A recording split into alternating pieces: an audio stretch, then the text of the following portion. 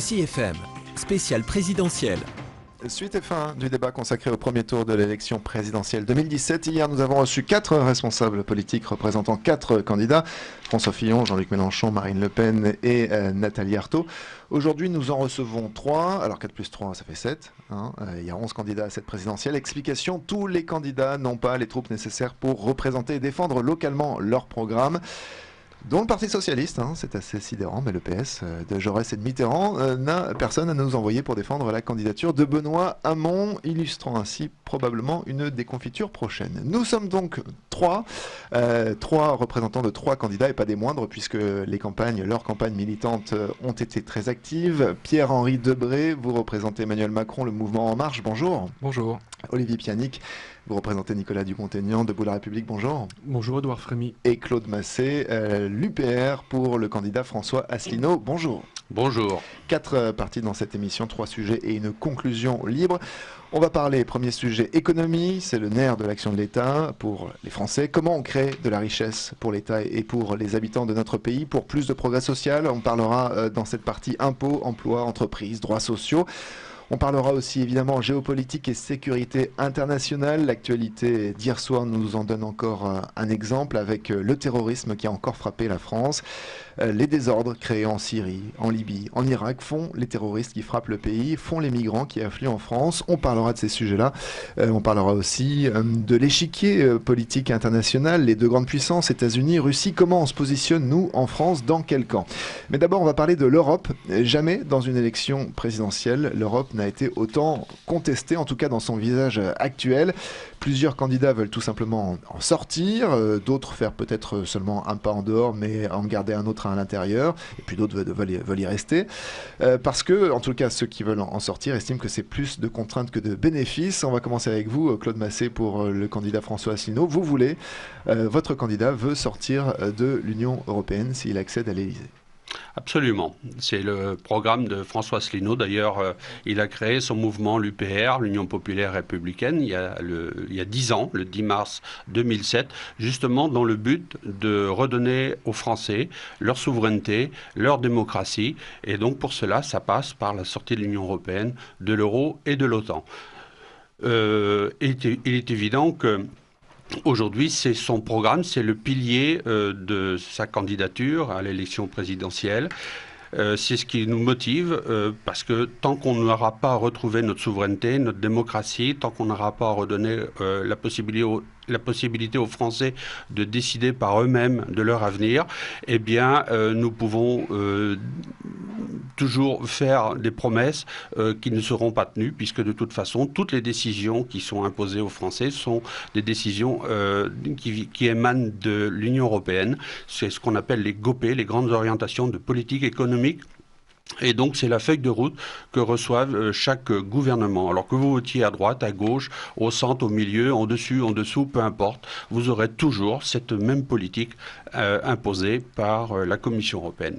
L'Europe a toutefois permis de créer les conditions de la paix en Europe. Oui, alors ça, effectivement, lorsque l'Europe a été créée, la communauté économique européenne, le traité de Rome en 1957, il faut savoir aussi qu'il y avait 2 grands blocs qui s'opposaient à l'époque. C'était l'Union soviétique et puis l'OTAN également. Et donc l'Europe n'a jamais été la raison de la paix en Europe occidentale, puisque de toute façon, c'était l'opposition des 2 grands blocs. Et s'il y en avait un qui bougeait, automatiquement, c'était la destruction totale de l'ensemble. Pierre-Henri Debré pour Emmanuel Macron. Oui, juste une remarque sur la paix. Il faut rappeler que j'entendais également hier sur votre antenne la représentante du Front National dans la Manche qui disait que l'Europe n'a pas permis la paix. L'Europe, elle est prix Nobel de la paix en 2012. Donc en effet, l'Europe permet la paix. Ouais, ça, c'est des... Juste, en fait, vous parlez de l'Europe... Olivier Pianic. Ouais, vous parlez de l'Europe. L'Europe, on est dans l'Europe de toute façon obligatoirement, historiquement et géographiquement. On est dans l'Europe.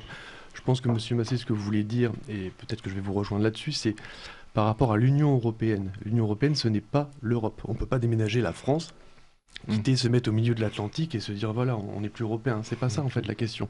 La question aujourd'hui, la c'est création de savoir... l'Union européenne n'a jamais été la raison. La gestion sur les tailles de sièges de tracteurs ou de... et donc n'a jamais été la raison. D'ailleurs, il n'y a jamais eu d'armée européenne. L'Europe n'a jamais été la raison. Et l'Union européenne n'a jamais été la raison. Je suis d'accord. On est européen. Voilà, tout à fait. Non, mais absolument. Nous sommes européens. Nous faisons partie du continent européen, bien évidemment. Mais l'Union européenne n'a jamais été... c'est ce qui n'a jamais apporté la paix, puisque de toute façon, quand le traité de Maastricht en 1992, c'est de là, à partir de là, la chute du mur de Berlin, qu'ont commencé tous les grands conflits. Il suffit de voir ce qui s'est passé dans les Balkans. Aujourd'hui, c'est en Ukraine, c'est à 2 doigts de chez nous. Eh bien, je suis désolé, mais l'Union européenne, qu'est-ce qu'elle fait pour ça? Rien du tout. Elle ne crée pas la paix. Au contraire, elle nous emmène vers des conflits entre les différentes sociétés que sont la société occidentale et le Moyen-Orient. Pierre-Henri Debré, pour Emmanuel Macron. Voilà, l'Union européenne, effectivement, agit pour la paix dans le monde, ça c'est un fait. Ce que je voudrais dire par rapport, pour réagir un peu à ce que vient de dire M. Massé, nous pensons, effectivement, nous, En Marche, derrière Emmanuel Macron, que la souveraineté de la France, elle passe par l'Europe. Et il ne faut pas... c'est plus une souveraineté. Alors, attendez, laissez finir M. Debré, ensuite je reprends. Je pense tout simplement que voilà, vous êtes partisan du Frexit. Je pense qu'il ne faut pas jeter le bébé avec l'eau du bain, si vous pouvez me permettre l'expression. Il faut par contre être lucide.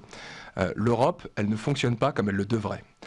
Aujourd'hui, on a le sentiment qu'elle est lointaine, qu'elle est technocratique. Vous parlez des normes, effectivement, qui peuvent parfois paraître incohérentes par rapport à la réalité de ce que peuvent vivre nos entrepreneurs.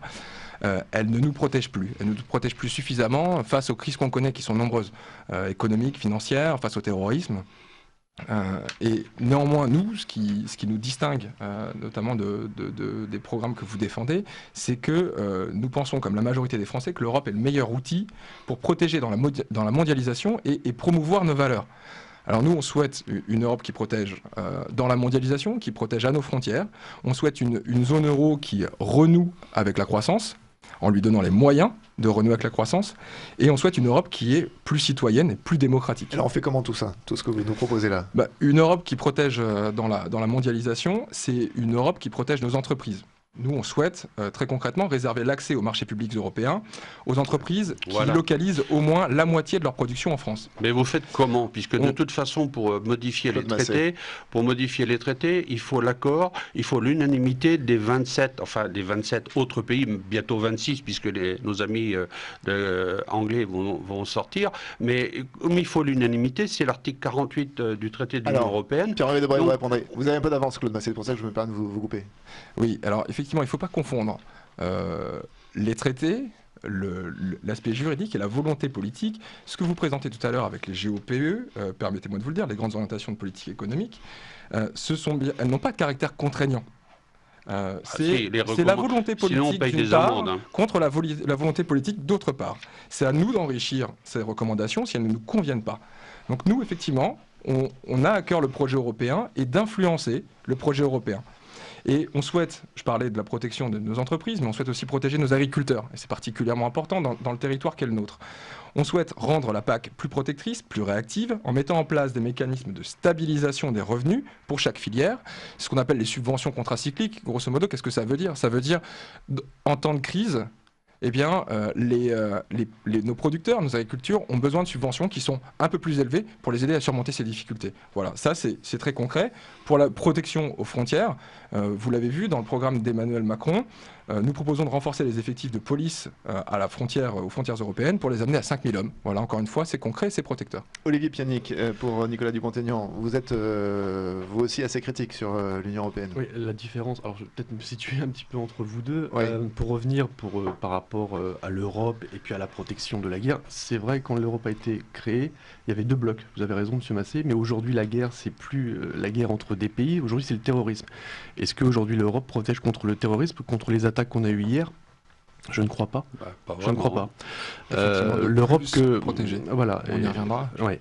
Et l'Europe, en fait, nous, ce que l'on dit et ce que l'on propose, c'est pas de sortir donc de l'Europe, c'est de renégocier en fait les traités européens de l'Union européenne pour avoir justement une autre Union européenne, une autre Europe, une Europe des peuples, une Europe souveraine, justement, avec des projets communs, de pouvoir s'entendre à 3 ou 4, des projets, une Europe à la carte, pour pouvoir avoir des projets communs. Parce que depuis que l'Union européenne existe, quels ont été les projets communs, à part peut-être Erasmus, qui était une bonne chose, Ça n'a rien à voir avec l'Union européenne. Justement. Ça, l'Erasmus, on peut avoir des échanges d'étudiants avec tous les pays du monde.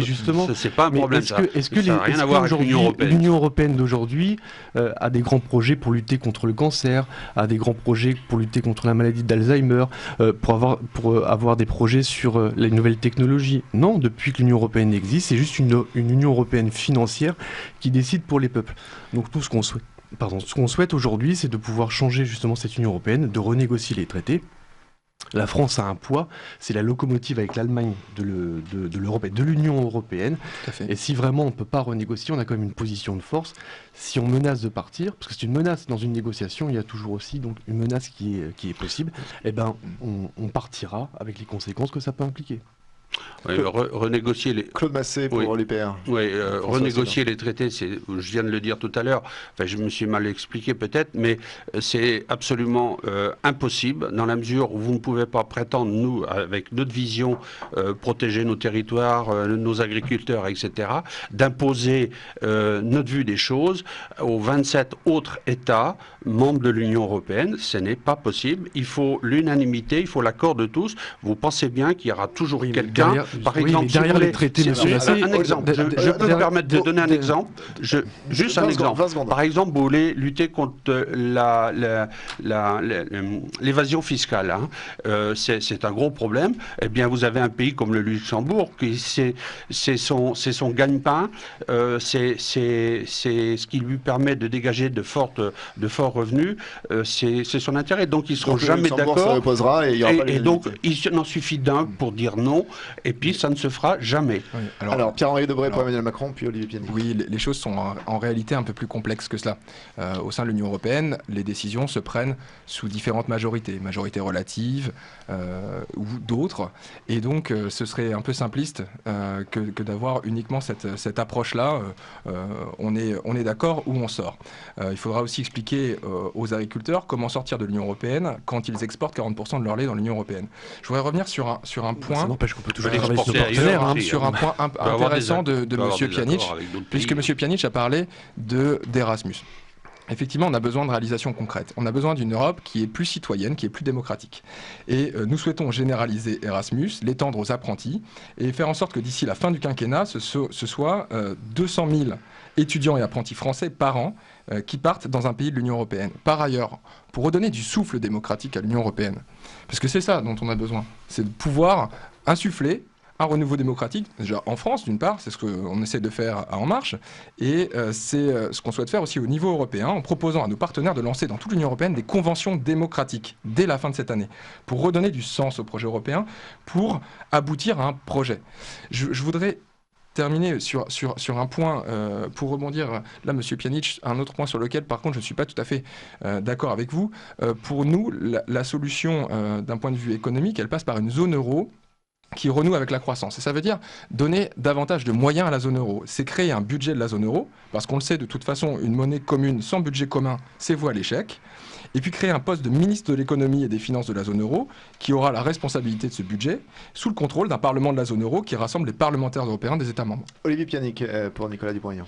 Oui, je voulais rebondir justement par rapport au traité, parce que vous voulez toujours, c'est vrai, c'est pas possible par rapport à un traité, l'article 50 ou 48. L'article 48, hein, pour voilà.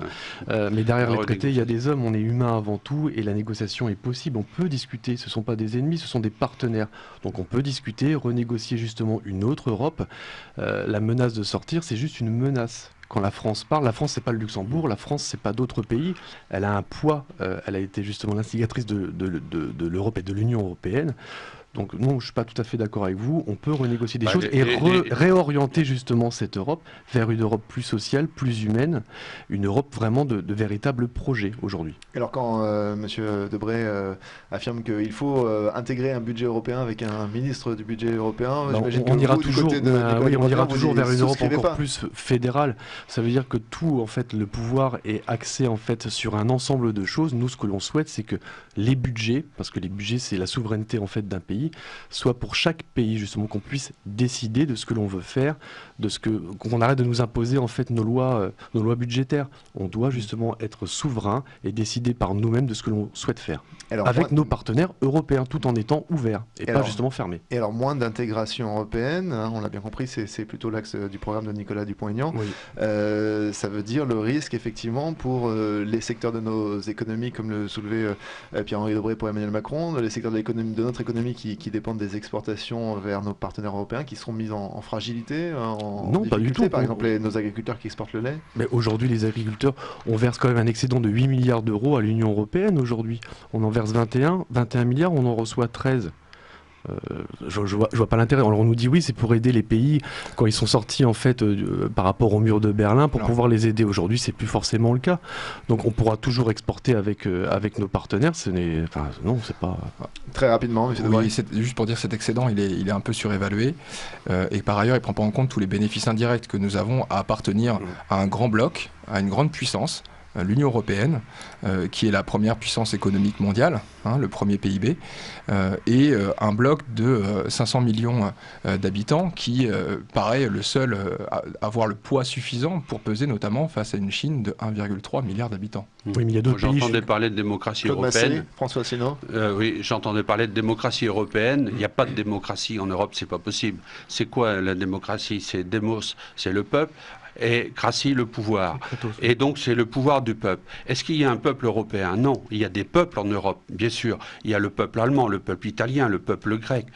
Voilà. Et donc, il y a le peuple français, bien évidemment. Et donc, chaque peuple est différent. Et donc, vous ne pouvez pas parler de démocratie en Europe, c'est pas possible. Il n'y a pas de démocratie européenne. Il y a une démocratie. Il peut y avoir une démocratie en France, en Allemagne, en Italie. Oui, tout à fait.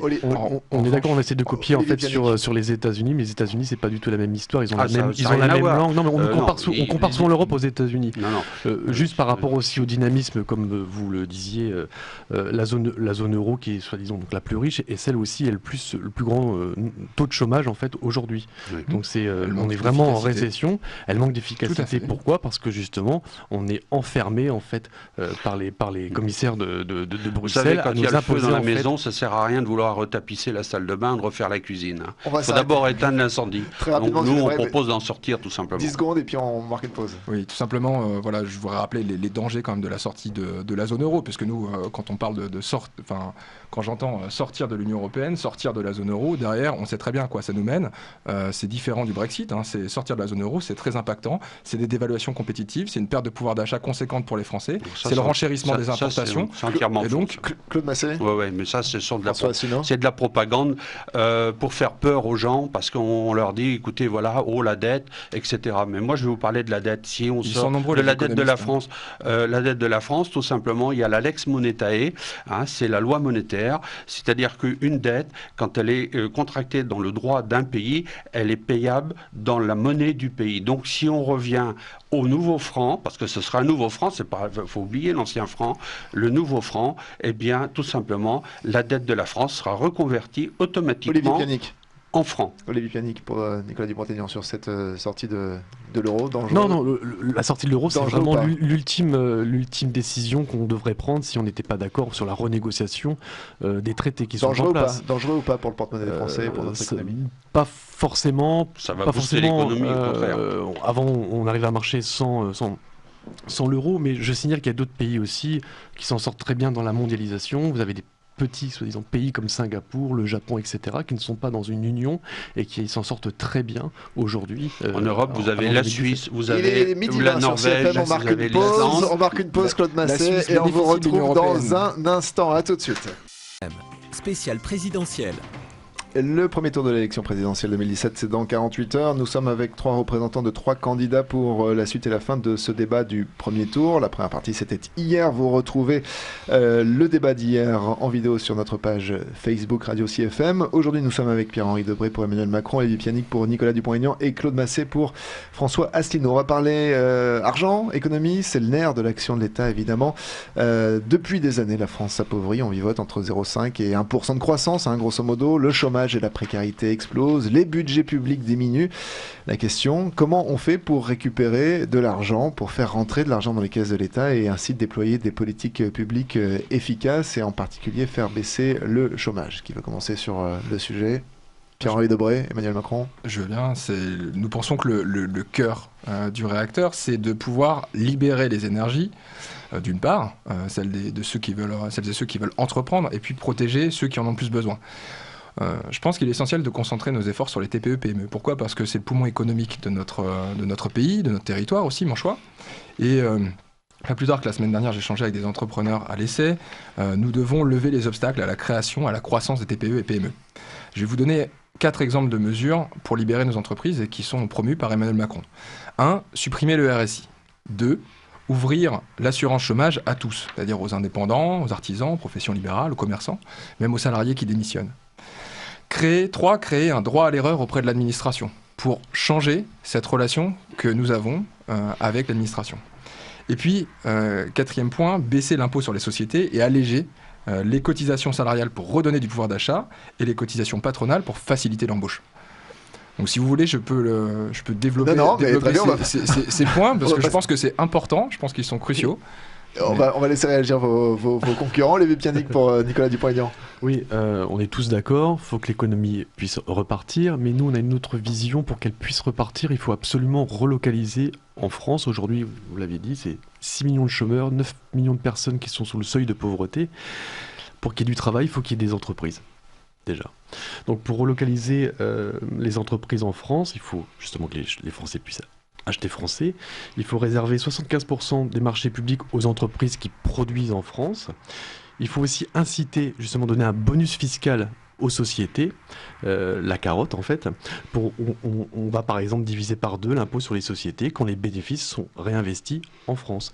Si, comme vous l'avez dit, là-dessus on est d'accord, c'est supprimer ce foutu RSI qui tue nos artisans, nos PME. Qui est le régime social des indépendants. Ouais. Et c'est aussi exonérer les PME de charges pendant 5 ans si elles embauchent un chômeur de longue durée. Il faut redynamiser, relancer l'économie. Et tout ça, ça doit se financer. Pour le financer, nous, on n'est pas pour augmenter la TVA ni la CSG, mais on est plutôt pour prendre l'argent là où il est. Là, on l'a souvent oublié. C'est, comme vous l'avez dit tout à l'heure, la fraude fiscale, c'est l'évasion fiscale. Je rappelle simplement que l'évasion fiscale coûte à la France 80 milliards d'euros par an. Alors on fait comment pour prendre cet argent de la fraude fiscale, de l'évasion fiscale? Justement, on essaye d'être plus dur. Alors Claude Massé, je vous passe la parole pour l'instant. On essaye d'être plus dur aussi avec les effets fiscales, avec les banques aussi qui sont souvent complices avec les personnes qui mettent leur argent ailleurs. C'est d'avoir justement des fonctionnaires qui puissent traquer ces gens-là et de récupérer vraiment tout cet argent le plus possible. On récupérera pas les 80 milliards, mais déjà 40 milliards, ce serait pas mal. Vous disiez vouloir encourager le consommer français, le produire en France. Oui. Ça passe par la contrainte? Ça doit passer par la contrainte? Non, justement, l'Union européenne, par exemple, nous interdit d'indiquer en fait la quantité qui est produite, qui est fabriquée en France. Nous, ce que l'on souhaite, c'est de mettre de véritables labels avec la part de produits en France pour que tous les Français sachent. On n'est pas pour les entreprises forcément françaises, on est pour que les entreprises, même étrangères, produisent en France. Aujourd'hui, Toyota est plus française que Renault. Que certaines voitures françaises. Exactement. Renault, voilà. Oui, absolument. Ce qu'on veut, c'est rapatrier en fait. On a créé sur le temps de Hollande le CICE, ça a été 40 milliards qui ont été mis, je suis désolé, mais à la poubelle. Moi j'ai discuté aussi avec des personnes qui ont des petites entreprises, ils ont touché 200 € par an grâce au CICE. En revanche, la grande distribution, certaines banques, la Poste et autres, eux ont touché vraiment des bonus fiscaux. Donc il faut vraiment en fait faire au cas par cas et pouvoir diriger. C'est ce qu'avait fait Montebourg, c'est ce qu'avait dit Montebourg, mais il n'a pas été écouté. Il avait une bonne idée derrière. Il ne pouvait pas, M. Montebourg. Il pouvait en parler, il pouvait promettre, mais il ne pouvait pas. Il ne pouvait rien faire. faire. Alors Claude Massé pour François Asselineau, comment on fait pour faire entrer de l'argent dans les caisses de l'État? C'est très simple, hein. Le Frexit va nous faire économiser déjà 34 milliards par an. Donc sur le quinquennat, c'est 170 milliards d'économies. 34 milliards, c'est la contribution de la France à l'Union européenne? Non, c'est pas que ça. Alors racontez. La première chose, c'est que la France verse 23 milliards par an. Ça a déjà été dit tout à l'heure. Et on en retouche 14 milliards. Donc il y a un déficit, il y a un différentiel de 9 milliards. Ça, c'est du cash qu'on peut récupérer tout de suite, immédiatement. Ensuite, il y a 5 milliards de contributions pour les cofinancements et les condamnations pécuniaires.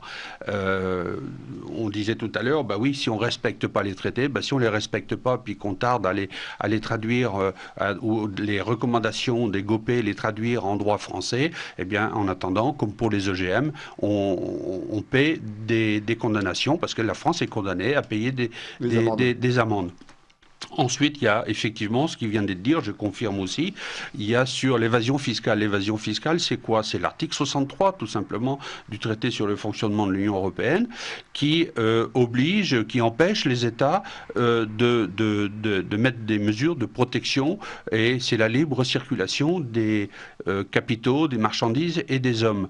C'est-à-dire que pour vous, l'Union européenne est complice de l'évasion fiscale et complètement, elle le permet, elle l'encourage même. C'est l'article 63, tout simplement.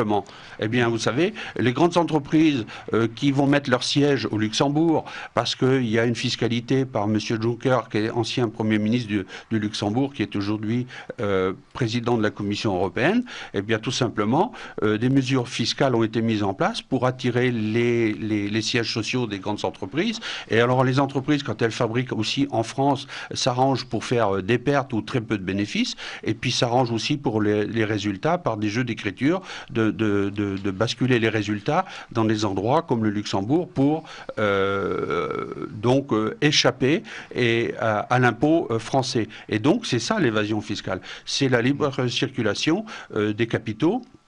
Et donc, on estime, si ce qui a été dit tout à l'heure, je confirme, c'est environ 80 milliards. Et nous, à l'UPR, on pense que raisonnablement, on ne pourra pas tout récupérer.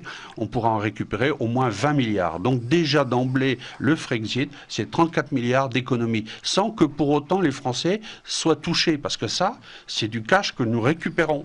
C'est tout net. simplement. Pierre-Henri Debré pour Emmanuel Macron. On ne dit pas également tout ce que l'on perd.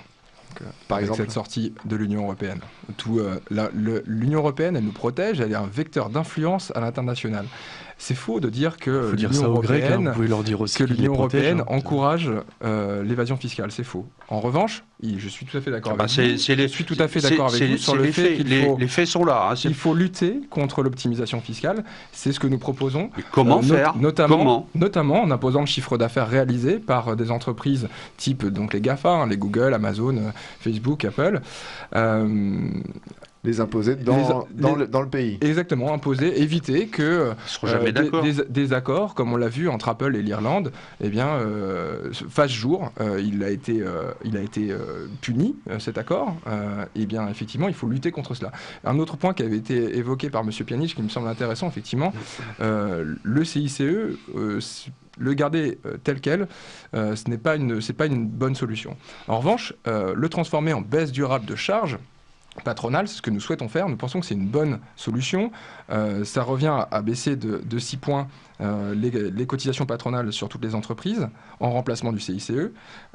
Ça signifie quoi concrètement? C'est même moins de 10 points au niveau du SMIC. Donc ça signifie quoi? Ça signifie pour l'employeur, pour des employés au niveau du SMIC, une économie de 1 800 € par an. Alors, vous financez la sécurité sociale. Je termine simplement sur le CICE. Pourquoi cette baisse de charge, elle est durable, elle est plus pertinente que le CICE? Parce que le CICE, c'est trop complexe, c'est trop lourd à porter pour les entreprises. Les entrepreneurs que j'ai rencontrés récemment m'en ont fait part. Et là, une baisse de charge durable, c'est transparent, c'est efficace et c'est immédiat. Vous savez, ça évite d'avoir le délai qui est inhérent à un crédit d'impôt. Mais c'est pas votre candidat Emmanuel Macron qui l'a mis en place, le CICE, et qui l'a inspiré? Écoutez, moi je suis là pour défendre un programme qui est cohérent, et qui est celui d'une baisse de charge durable du CICE. En remplacement du CICE. Monsieur Macron Claude est Massé comptable. pour François Asselineau. Je ne suis pas comptable, je terminerai quand même parce que c'est quand même un point important. Nous ne sommes pas comptables du quinquennat qui vient de passer. Ah bon, parce que quand on est ministre des Finances... Laissez finir, monsieur Debray, ensuite vous répondrez. Je vous rappelle que Emmanuel Macron a pris ses responsabilités, puisqu'il n'avait pas la main sur l'ensemble des affaires du pays. Il ne pouvait pas mener son programme, son projet d'ailleurs qu'il a co-construit avec les Français, et c'est une grande différence avec celui des autres candidats. Il est allé à la rencontre des Français, il a diagnostiqué les problèmes, et tous ensemble, nous avons diagnostiqué les problèmes des Français pour construire ensemble des solutions à ces problèmes. Alors Olivier Pianic pour Nicolas Dupont-Aignan. C'est un peu facile en fait, parce que vous dites d'accord, Macron maintenant c'est l'homme nouveau, il a quitté le gouvernement juste 6 mois, il savait très bien que de toute façon François Hollande n'allait pas être réélu, donc il est parti vraiment vers la fin, il a été ministre de l'économie, c'est quand même la personne qui a indexé les pensions de retraite, faut pas l'oublier. Moi je crois aujourd'hui en fait Emmanuel Macron, quand on est ministre de l'économie, on a aussi, vous savez, Albert Einstein disait n'attendez pas de ceux qui ont créé les problèmes de les résoudre. Aujourd'hui on est vraiment dans ce cas-là, c'est l'homme neuf, papier glacé, qui est aidé, qu'on voit beaucoup. Heureusement il y a l'égalité depuis 15 jours du temps de parole, donc ça aide un petit peu plus. Mais faut aussi se rappeler qu'il y a eu des sociétés comme Alstom qui est passé sous l'étendard en fait américain. Monsieur Montebourg avait défendu justement pour pas que ça parte chez les Américains. Monsieur Macron a quand même laissé faire. Monsieur Macron était quand même... En tant que ministre des Finances, a déjà en 2 ans a bradé quand même pas mal de fleurons de Français. Hein, les aéroports qui ont été vendus, c'est pour le Alstom... c'est pour le moins toujours simplificateur. C'est bien, quoi. Continuons comme ça. Pierre-Henri Debray. Non, écoutez, c'est toujours ça me paraît toujours trop simple, voire simpliste de résumer les choses ainsi. Moi, je pense qu'il y a eu beaucoup de belles choses qui ont été réalisées par Emmanuel Macron. Je pense que les bus Macron, d'ailleurs, en sont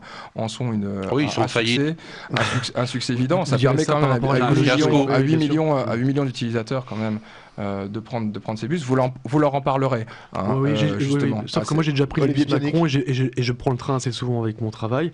Donc déjà, pour l'aspect écologique, il faudra nous en reparler. Il aurait fallu plutôt mettre les moyens, peut-être aussi sur le ferroviaire. Ça aurait été peut-être... Effectivement, c'est dans le programme d'Emmanuel Macron. 5 milliards d'euros dans son plan d'investissement sont consacrés à ces investissements d'avenir qui sont essentiels également pour notre territoire manchois. Claude Massé. Moi, je voudrais rajouter un point par rapport à ce que j'ai dit tout à l'heure, c'est concernant l'économie. Le Frexit va permettre aussi de revoir toutes les normes européennes qui sont imposées à toutes les entreprises qui, de toute façon, n'exportent pas. Il y a peut-être des choses qui sont justifiées par rapport à des entreprises qui exportent, mais la grande majorité des entreprises françaises n'exportent pas, vivent sur le marché intérieur.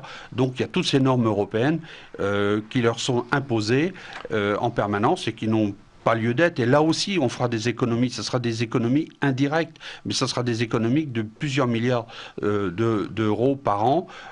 Voilà. Donc, et puis ensuite, il s'agit aussi d'alléger les réglementations. C'est ce que je viens de dire. Les coûts de gestion qui pèsent sur les administrations publiques, et les entreprises, les agriculteurs, les artisans, les TPE, les PME. Juste un dernier point. Nicolas Dupont-Aignan. Juste aussi une chose qui était... On peut aussi voir ce qui a été fait, ce qui est marché dans le passé, notamment ce qu'avait proposé Nicolas Sarkozy, qui était de défiscaliser les heures supplémentaires. Pour moi, c'était vraiment, vous parliez de libérer en fait le travail. Tout à fait. Pour moi, c'est libérer les énergies. Voilà, tout à fait. Oui. C'est travailler plus pour gagner plus.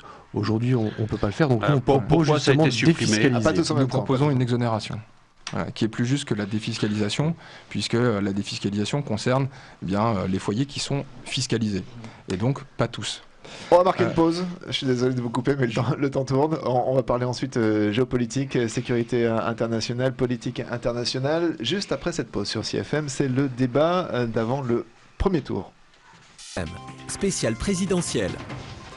C'est la suite de ce débat consacré au premier tour de l'élection présidentielle avec les représentants de 3 candidats ce matin. Pierre-Henri Debray pour Emmanuel Macron, Olivier Pianic pour Nicolas Dupont-Aignan et Claude Massé pour François Asselineau. On a parlé économie, on a parlé quoi d'autre ? On a parlé Europe, on va parler de politique internationale. Nous sommes en guerre, on le sait et on l'a encore vu hier soir.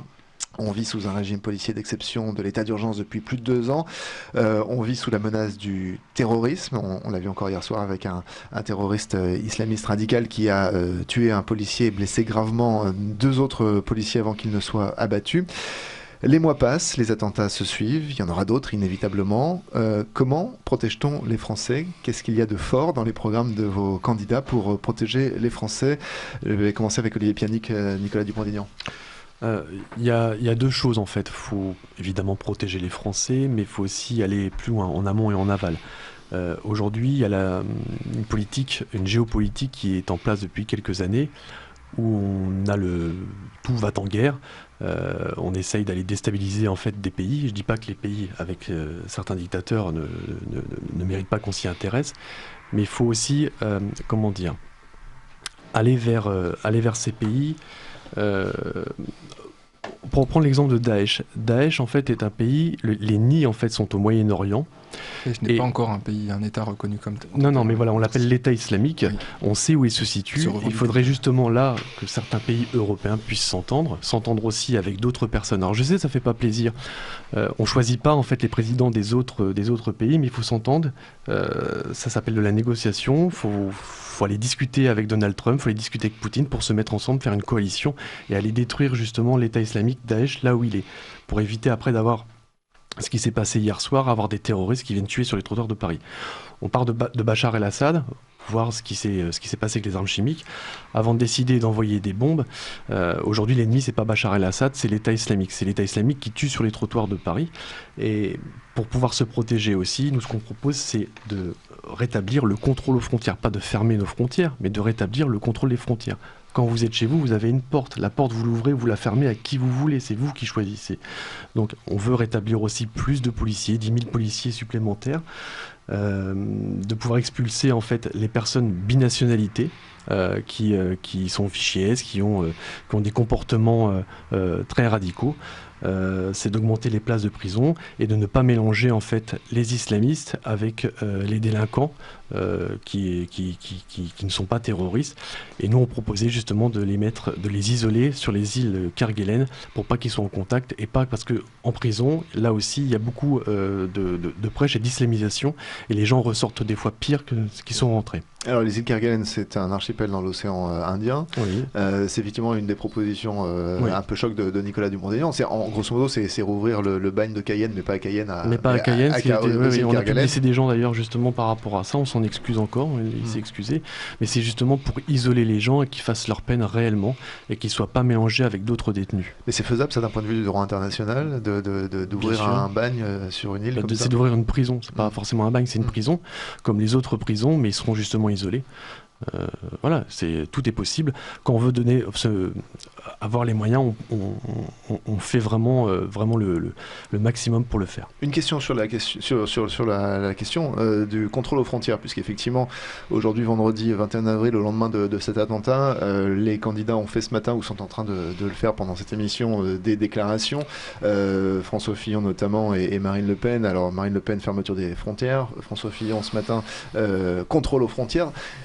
Concrètement, c'est comment un contrôle aux frontières? Comment est-ce que vous le mettez en place?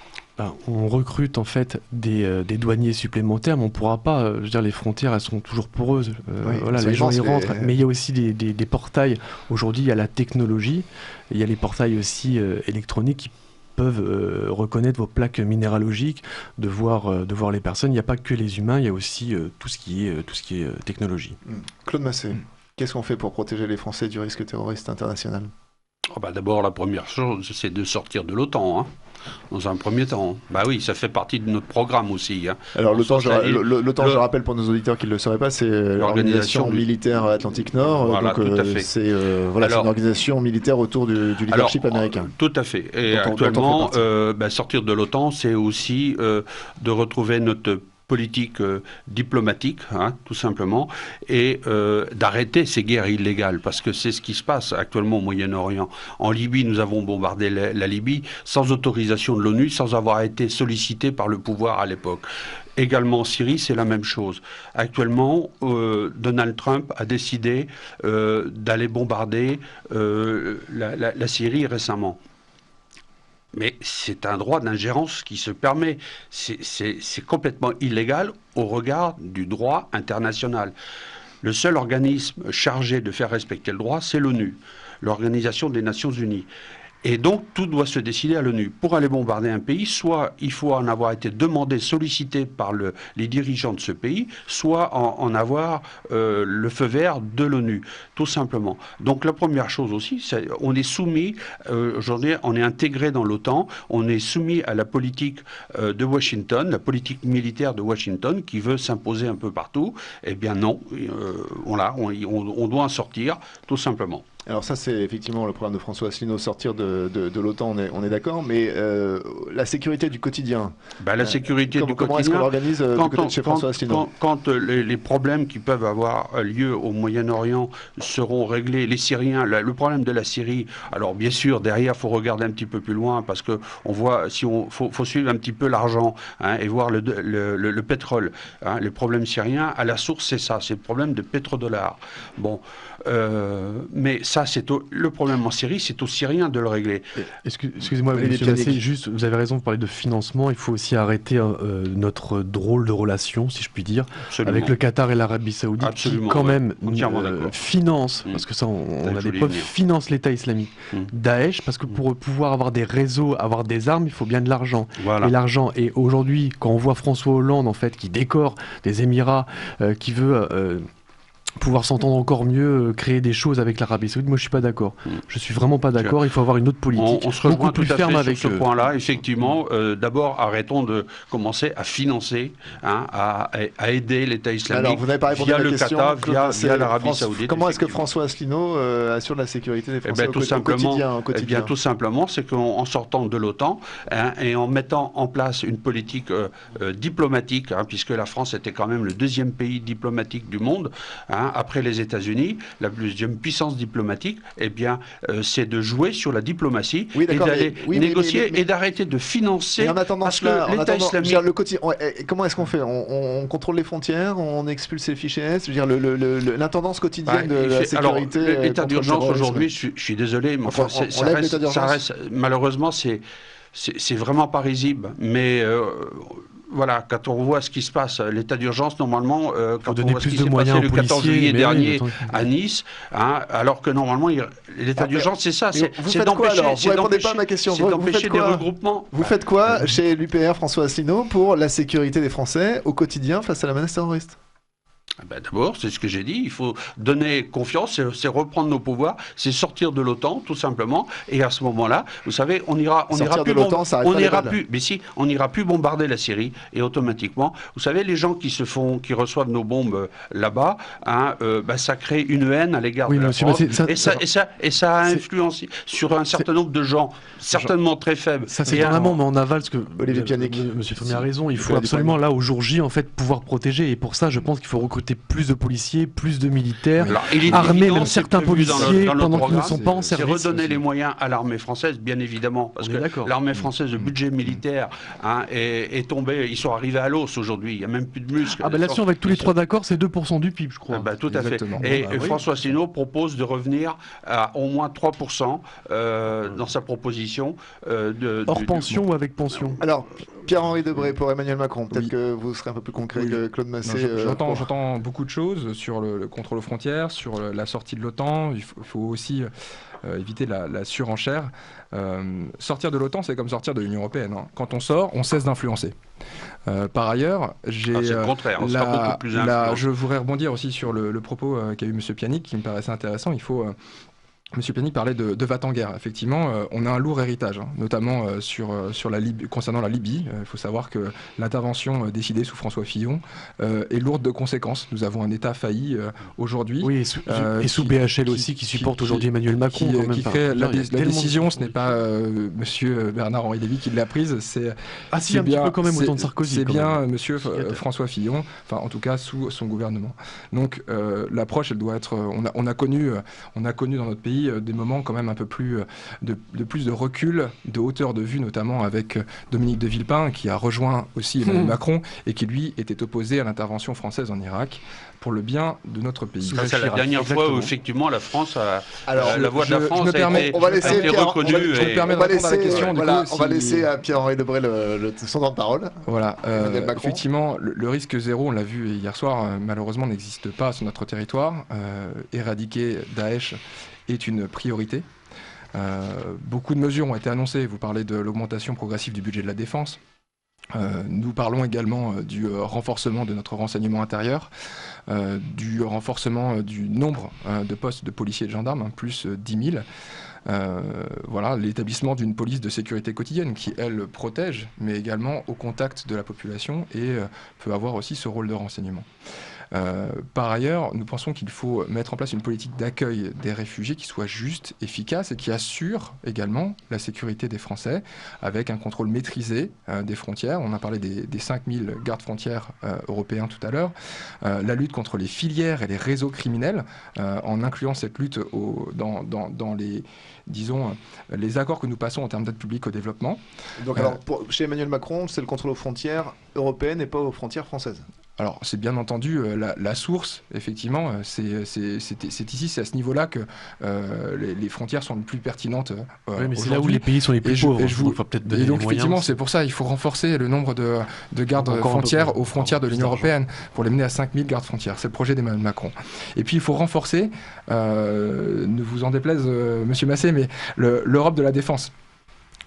Dans un contexte du Brexit, de l'élection de Trump, on voit bien que nos alliés traditionnels les plus importants, ils s'éloignent et on doit prendre plusieurs initiatives. Renforcer la coopération européenne en matière de renseignement, c'est-à-dire établir un véritable système d'information européen pour faciliter les actions de renseignement, une base de données centralisée avec un échange obligatoire d'informations, créer également les moyens, se doter de moyens militaires en créant un fonds européen de défense pour financer des programmes communs. Mais toujours sur la tutelle de l'OTAN ?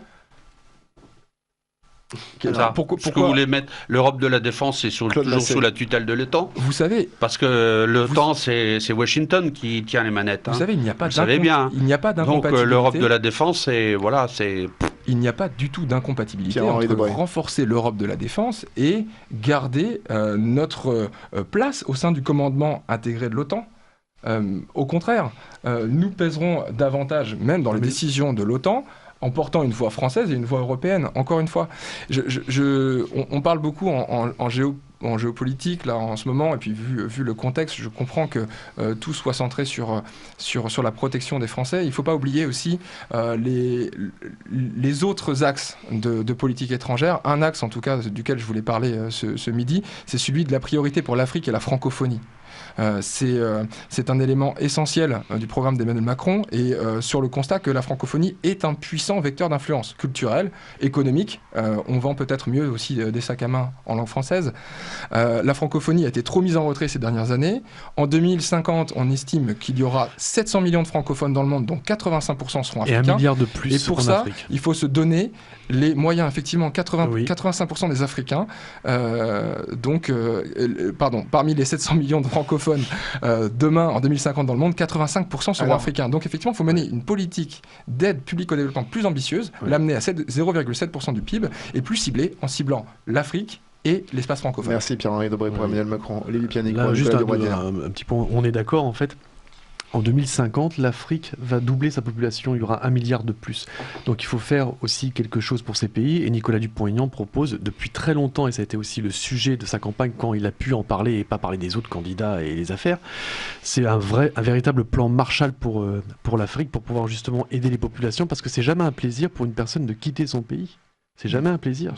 Donc de pouvoir justement fixer les populations, de pouvoir les aider. Et là, l'Union européenne, comme vous défendez, l'Europe pourrait justement s'unir à quelques pays pour pouvoir dégager un budget et pouvoir justement aider à la reconstruction de l'Afrique. Car n'oublions pas que le pays le plus riche en matières premières, c'est l'Afrique. Et ça, les grosses industries le savent très bien, et elles pillent aujourd'hui ce continent. Et derrière, on donne des dessous-de-table aux dirigeants, et puis comme ça, ils se taisent. Le choc des civilisations. Exactement. Donc, tant qu'on continuera comme ça, de toute façon, on aura toujours. Donc, il faut traiter en amont, et bien après en aval, par rapport à la protection au sein du pays. Actuellement, l'Europe s'en occupe pas du tout. Au contraire, l'Afrique est complètement laissée pour compte. Les pays de la francophonie est laissé pour compte. Aujourd'hui, c'est un monde anglo-saxon qu'on veut nous imposer au travers de l'Union européenne. Et voilà, tout simplement. Donc, merci Claude Massé pour François Asselineau. On marque une courte pause et juste après ce sera le moment de vos conclusions. À tout de suite. Spécial présidentiel. Et c'est la fin de ce débat d'avant le premier tour de l'élection présidentielle. C'est le moment de la conclusion pour ceux qui représentent les candidats à l'Élysée. Et on commence avec Claude Massé. Vous représentez François Asselineau. Chers compatriotes, dimanche prochain, vous aurez le choix entre deux projets pour la France. Soit de voter pour des marchands d'illusions, car ils savent qu'ils n'ont plus le pouvoir, puisque notre Constitution est subordonnée aux traités européens. Les véritables décideurs sont la Commission européenne, la Banque centrale européenne et l'OTAN. Voulez-vous élire un directeur de succursale ou un président de la République?